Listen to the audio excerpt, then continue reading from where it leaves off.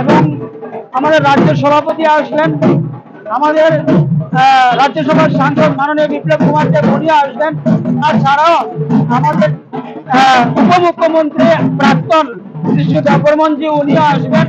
আমাদের অন্যান্য যারা এমএলএগণ রয়েছেন সবাই এখানে উপস্থিত থাকবেন।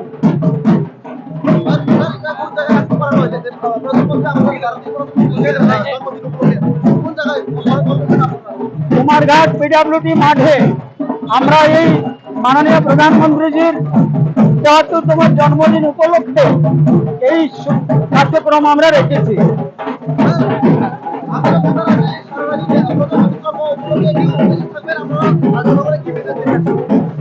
আমরা এটাই বলতে চাই যে আজকে মাননীয় প্রধানমন্ত্রী নরেন্দ্র ভাই মোদীজি শুধুমাত্র ভারতবর্ষেরই নেতা নন, উনি গোটা বিশ্বের নেতা।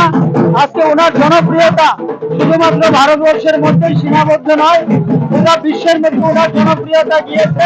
তাই ওনার জন্মদিনে আমরা বিভিন্ন ধরনের সামাজিক কার্যক্রম আমরা রেখেছি।